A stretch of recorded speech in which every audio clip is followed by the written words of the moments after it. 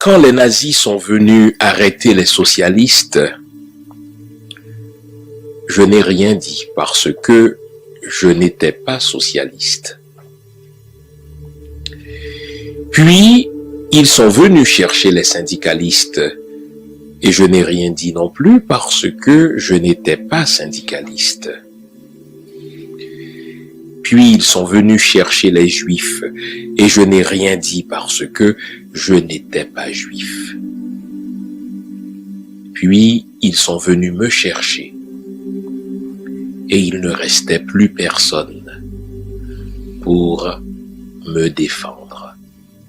Dans le monde, les Africains d'Amérique, les Africains d'Europe, les Africains d'Asie, où qu'ils soient, les Africains doivent choisir entre l'affirmation pleine et totale de leur humanité, sans tomber dans le racisme. Sans tomber dans le racisme. À l'instant précis où vous tombez dans le racisme, vous ne méritez plus de vous battre pour l'émancipation d'un peuple. Il ne faut jamais se battre pour l'émancipation d'un peuple en reproduisant ce que l'on condamne. Pour combattre le racisme colonial, il faut soi-même ne pas avoir de propos racistes envers des personnes qui n'ont pas la même apparence que nous. C'est aussi simple que cela. Vous ne pouvez pas combattre le racisme s'il est encore en vous. Si vous êtes raciste, vous ne pouvez pas combattre le racisme. Donc, lorsque nous dénonçons la survivance du racisme à l'intérieur de la société française, de l'élite à la base, nous devons au même moment, en tant qu'Africains, combattre les formes africaines du racisme. C'est quoi là-bas? C'est le tribalisme, c'est l'ethnicisme. Parce qu'il y a bien un racisme de l'Africain envers l'Africain. Et nous ne sommes pas dignes de combattre le racisme du colon occidental envers l'Africain si nous ne pouvons pas combattre le racisme de l'Africain envers l'Africain, qu'on appelle le tribalisme, parfois même du nationalisme, de l'ethnicisme. Donc, en fait, à chaque fois, la lutte de libération, elle se produit à l'intérieur et à l'extérieur. C'est une structure qui combine des actions d'émancipation intérieure par la pensée, la réflexion, l'éducation, et des actions d'émancipation extérieure par la mise en œuvre de structures sociales, économiques, politiques, culturelles de la liberté. Vous ne pouvez pas dire que vous êtes contre le colonialisme si, en Afrique, vous avez vous-même des comportements de colons envers des Africains. C'est pas possible. Vous ne pouvez pas combattre le colonialisme occidental en tolérant le colonialisme africain. Voilà pourquoi j'ai dit qu'en Côte d'Ivoire, M. Ouattara, qui a constitué une milice avec des individus issus du banditisme de la sous-région, M. Ouattara qui s'est mis à vouloir introduire forcément des étrangers dans les listes électorales ivoiriennes parce qu'il veut truquer les résultats de l'élection, M. Ouattara qui s'est mis à faire ça, c'est du colonialisme africain intérieur. Et qui montre comment, parfois par notre silence, nous sommes complices du mal des autres. Et alors il réalise, tiens, j'aurais dû ouvrir la bouche pour défendre les autres, car lorsqu'ils sont venus me chercher, il n'y avait personne pour me défendre. Et vous savez, parfois, notre culpabilité, notre complicité se trouve dans notre silence. On assiste à un acte d'injustice, on assiste à un acte de cruauté, et puis on se dit, mais c'est pas de mes affaires, qui sait, le gars doit avoir une bonne raison de violenter cette femme, ou ces policiers-là doivent avoir une bonne raison, n'est-ce pas, de plaquer contre le sol ce noir-là, ça se voit bien qu'il porte son pantalon en deçà de ses fesses, etc. Enfin, vous connaissez tous ces stéréotypes-là. Et la violence continue son chemin, elle continue sa progression. Nous ratons à chaque fois l'occasion de la dénoncer. Nous ratons à chaque fois l'occasion de prendre position contre elle. Nous ratons à chaque fois, n'est-ce pas, l'occasion de nous dresser contre elle. Et tout à coup, elle se répand. Je voudrais interpeller aujourd'hui ceux qui bénéficient de ce système de violence. Vous vous souvenez, il y a quelques émissions, je vous avais parlé du fait que le système occidental est un système binaire, c'est un système dualiste qui repose sur une classe de privilégiés et une classe d'opprimés. Et là, aujourd'hui, je voudrais faire appel à ceux qui tirent avantage de ce système de violence. On fait ponctuellement quelques manifestations, mais les privilèges demeurent les mêmes, les symboles demeurent les mêmes, la symbolique du pouvoir demeure la même, et le show continue comme si de rien n'était. Un jour, cette violence-là va vous atteindre, vous. Un jour, cette violence-là va atteindre votre propre garçon. Un jour, cette violence-là va frapper votre propre fille. En ce jour-là, hélas, il sera trop tard pour la dénoncer. La dénonciation doit se faire maintenant. La solidarité avec ceux qui souffrent doit se faire maintenant.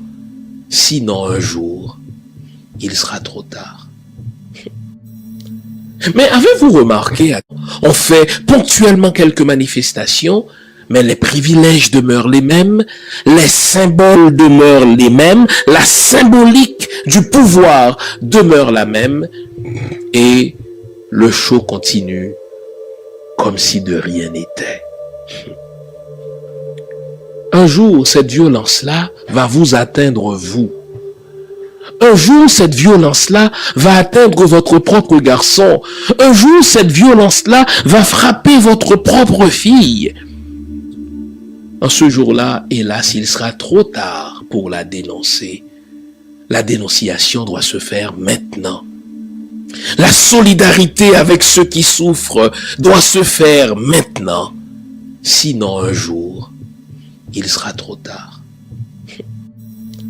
Mais avez-vous remarqué, et alors il réalise, tiens, j'aurais dû ouvrir la bouche pour défendre les autres, car lorsqu'ils sont venus me chercher, il n'y avait personne pour me défendre. Et vous savez, parfois, notre culpabilité, notre complicité se trouve dans notre silence. On assiste à un acte d'injustice. On assiste à un acte de cruauté, et puis on se dit, mais c'est pas de mes affaires, qui sait, le gars doit avoir une bonne raison de violenter cette femme, ou ces policiers-là doivent avoir une bonne raison, n'est-ce pas, de plaquer contre le sol ce noir-là, ça se voit bien qu'il porte son pantalon en deçà de ses fesses, etc. Enfin, vous connaissez tous ces stéréotypes-là. Et la violence continue son chemin, elle continue sa progression. Nous ratons à chaque fois l'occasion de la dénoncer. Nous ratons à chaque fois l'occasion de prendre position contre elle. Nous ratons à chaque fois, n'est-ce pas, l'occasion de nous dresser contre elle. Et tout à coup, elle se répand. Je voudrais interpeller aujourd'hui ceux qui bénéficient de ce système de violence. Vous vous souvenez, il y a quelques émissions, je vous avais parlé du fait que le système occidental est un système binaire, c'est un système dualiste qui repose sur une classe de privilégiés et une classe d'opprimés. Et là, aujourd'hui, je voudrais faire appel à ceux qui tirent avantage de ce système de violence et qui montre comment, parfois par notre silence, nous sommes complices du mal des autres. Dans le monde, les Africains d'Amérique, les Africains d'Europe, les Africains d'Asie, où qu'ils soient, les Africains doivent choisir entre l'affirmation pleine et totale de leur humanité, sans tomber dans le racisme.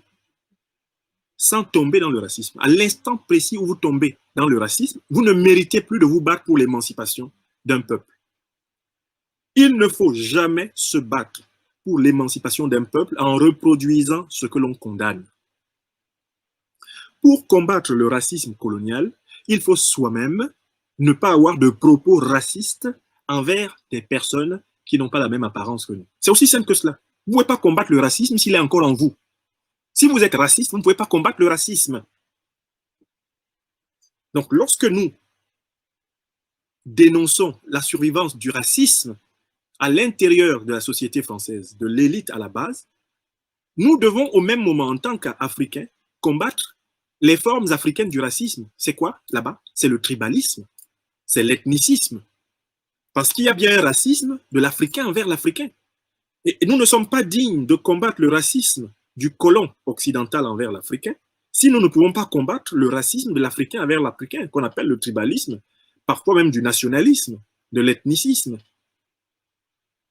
Donc, en fait, à chaque fois, la lutte de libération, elle se produit à l'intérieur et à l'extérieur. C'est une structure qui combine des actions d'émancipation intérieure par la pensée, la réflexion, l'éducation, et des actions d'émancipation extérieure par la mise en œuvre de structures sociales, économiques, politiques, culturelles de la liberté.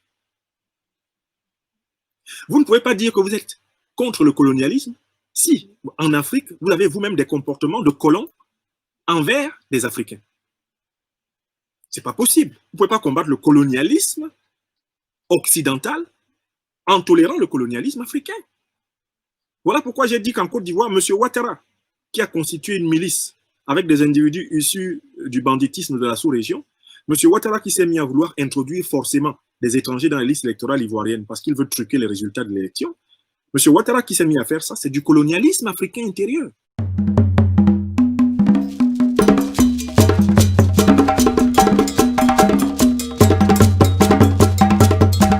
Quand les nazis sont venus arrêter les socialistes,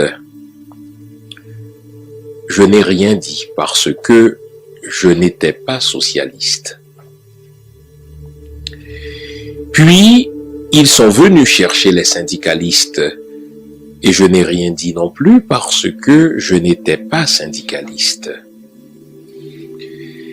Puis, ils sont venus chercher les juifs et je n'ai rien dit parce que je n'étais pas juif. Puis, ils sont venus me chercher et il ne restait plus personne pour me défendre.